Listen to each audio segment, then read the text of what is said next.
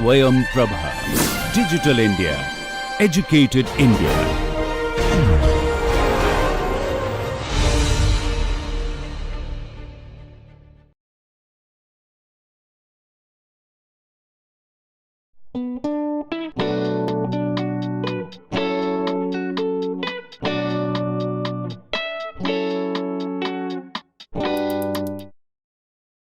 We will continue our discussions on impulse momentum relations for planar kinetics of rigid bodies.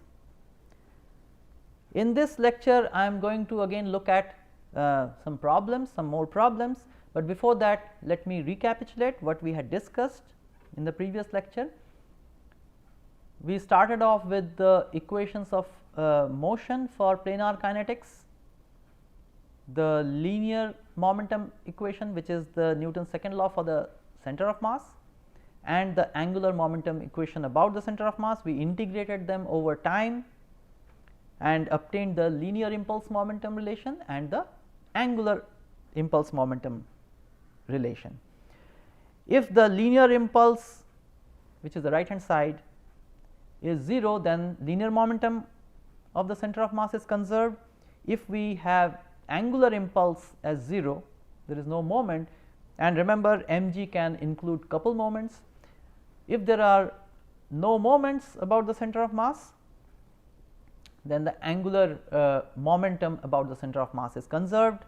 We had also looked at the impulse momentum relation for a body which is hinged at a point. This is planar motion. Acceleration of that point p is 0, and that simplifies the angular momentum expression h p rel. It simplifies it to h p rel as I p times the angular velocity, which is in the k cap direction, and I p is the moment of inertia of the body about point p. And if you integrate the angular momentum relation, relative angular momentum relation about p, we get the change in angular momentum about p is the angular impulse about p. And if angular impulse about p is 0, then angular momentum about p is conserved, and that was given in these statements. Let us then proceed to some problems. This problem is from the book of Merriam and Craig. It says a homogeneous sphere of mass m and radius r is projected along an incline of angle theta with an initial speed v naught and no angular velocity, which means omega naught is 0. If the coefficient of kinetic friction is mu k, determine the time duration t of the period of slipping. Initially, because there is friction, initially it will slip. It is released, remember it is released with an initial velocity to the center of mass, no angular velocity. Therefore, this is going to slip, and at a certain time t it is going to start rolling. You have to find out how much time it spends in slipping. Also determine the velocity v of the center of mass g and the angular velocity omega at the end of slipping period, that means when it starts rolling. First, I write down the angular impulse momentum relation about the center of mass.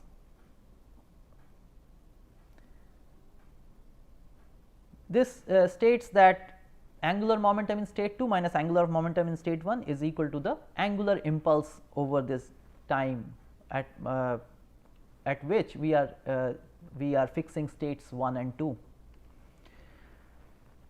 Now, if I consider the when initially this sphere is released, there is no angular velocity.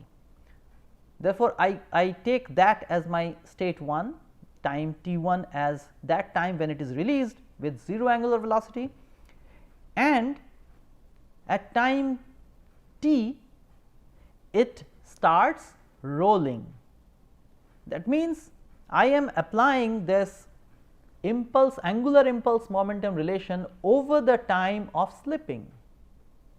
It starts at time t equal to 0, and goes up to T when the slipping ends and rolling begins.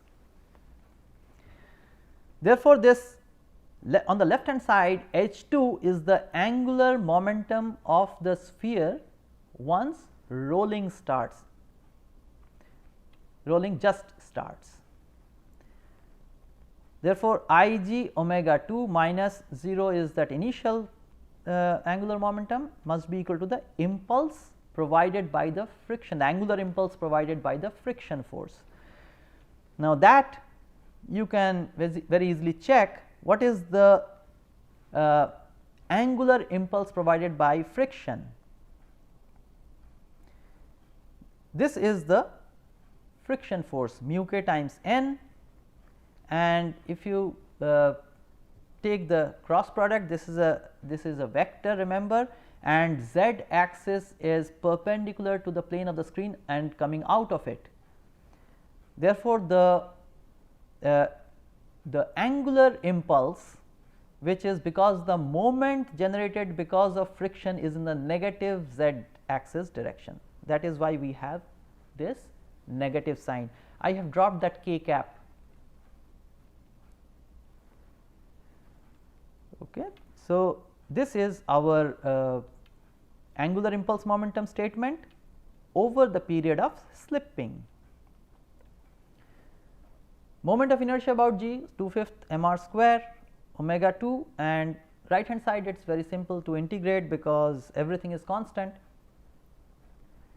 and by simplifying this expression I arrive at this expression, this relation from the angular impulse momentum relation.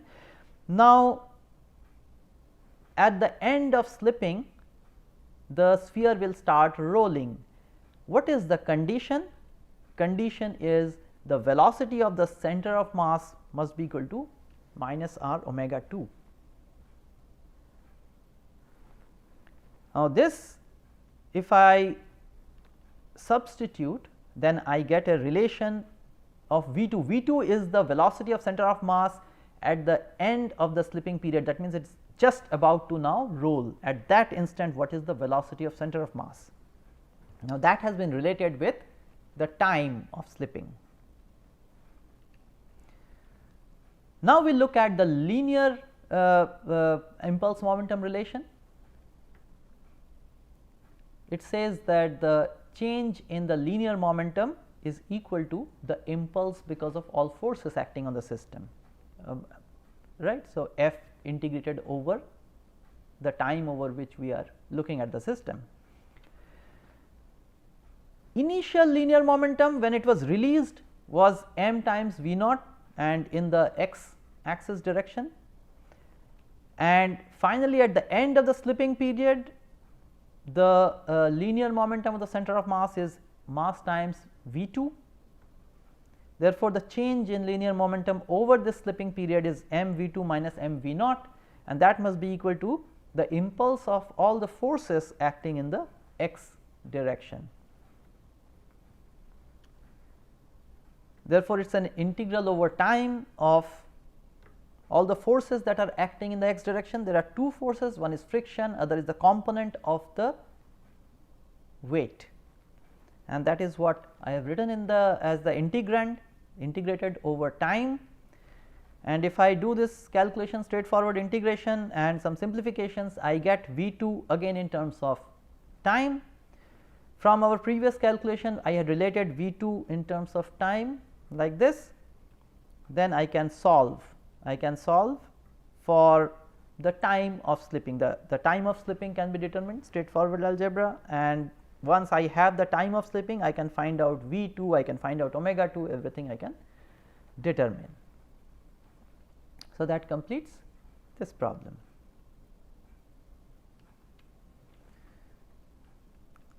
Let us look at this problem of two bars suspended from the ceiling. Two identical slender bars, each of mass 4 kg, are hinged at B and pivoted at C as shown. If a horizontal impulse of 14 Newton second is applied to end A of the lower bar during an interval of 0.1 second, during which the bars are essentially in their vertical positions. Compute the angular velocity omega 2 of the upper bar immediately after the impulse. There is an impulsive force applied at this end A of the bar, and we have to calculate the resulting angular velocity of the bar C B. It is mentioned that during this very short interval, time interval over which this force acts, the bars do not move from their position. Okay. So, it was at rest and suddenly the impulse comes, and over this duration of 0.1 second over which this impulsive force acts, the bars do not move. We will apply the angular impulse momentum relation about point C first, and let us see what we get. I have marked out the angular velocities of the two bars just after the impulse has been provided. Omega 1 is the angular velocity of the bar C B, and omega 2 is the angular velocity of bar A B. The angular impulse momentum relation for the whole system therefore reads the change in angular momentum of the whole system about the point C is equal to the net angular impulse about the point C. The initial angular momentum about the point C, because the bars were all at rest, is 0. H C 1 is 0, it is H C 2 which will contribute on the left hand side. Now, what is H C 2? For the upper bar, it is moment of inertia about the moment of inertia about C, I C, times omega 1 k cap. That is the angular momentum of the upper bar just after the impulse, and angular momentum of the lower bar just after the impulse I can about point C, remember about point C, is composed of two parts. Once again, is the angular momentum of the lower bar about its center of mass, which is given by the first term I g omega 2 k cap, plus the angular momentum because of the motion of center of mass, which is indicated by g, about C. Therefore, our moment arm is C g. C g is the C g vector is the moment arm cross the linear momentum of the center of mass, which is mass of the lower bar times velocity of the center of mass of the lower bar, and that must be equal to the angular impulse of the force about C, which is the moment arm C A cross the impulse of the force. Impulse of the force is specified 14 Newton second, C A is known from geometry. Now, we have to find out the velocity of center of mass of the lower bar. V g is velocity of B, the point B, plus omega of the lower bar omega cross B g, plane kinematics.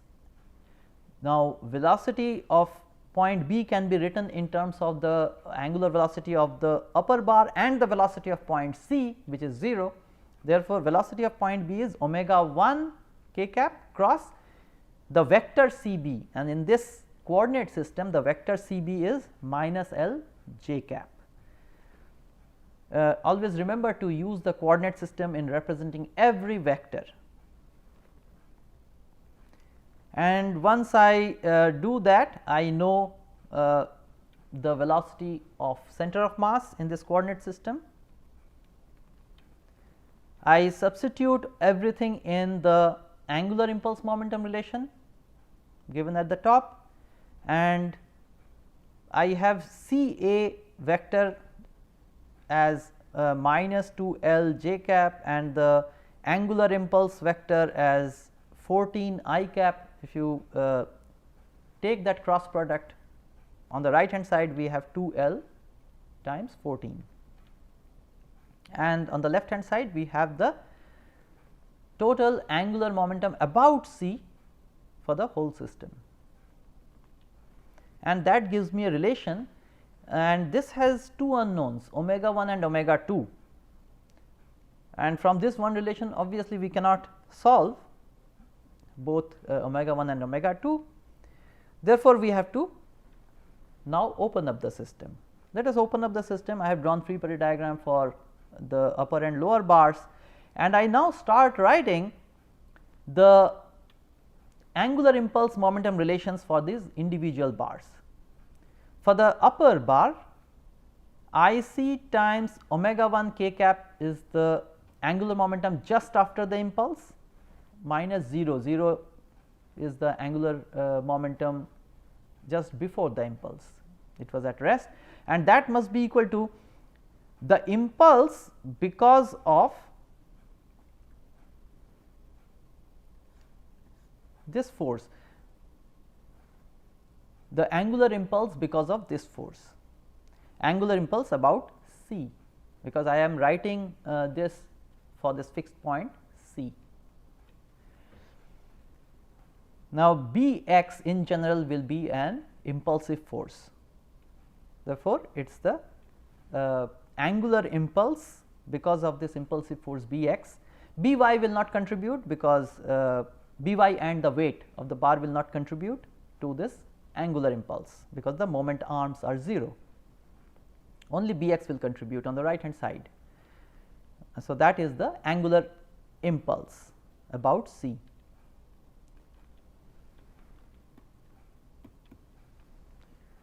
Next, for the lower bar, I write the impulse momentum relation about the center of mass. I g times angular velocity of the lower bar, that is the angular momentum just after the impulse, and initial angular momentum was 0. So, that does not contribute, that is equal to the angular impulse of all forces about the center of mass. Which all forces produce moment about the center of mass? Impulsive moment, so angular impulse, this force applied force F and again B x, and those things I have written out on the right hand side. The first integral is the angular impulse contribution because of B x, and the second term is the angular impulse contribution because about center of mass because of the force F. Since I am not interested in the force B x, I will eliminate that. Between these two equations I will eliminate that, and to eliminate that what I do is I multiply the second equation by 2 and subtract the first equation from that, which gives me this relation, which you simplify gives us omega 2 minus 2 omega 1 is 35 by 2, and from the previous calculation we had 11 omega 1 plus 5 omega 2 is 35. I can solve for omega 1, and of course, I can also solve for omega 2. Two equations, two unknowns I can solve, and that is the omega angular velocity of the upper bar just after the impulse. Now, you will find that there is a negative sign coming with this angular velocity. In other words, the direction that I had chosen for this unknowns I can choose any direction. I had chosen counterclockwise direction, that is incorrect. The upper bar will actually rotate in the clockwise direction.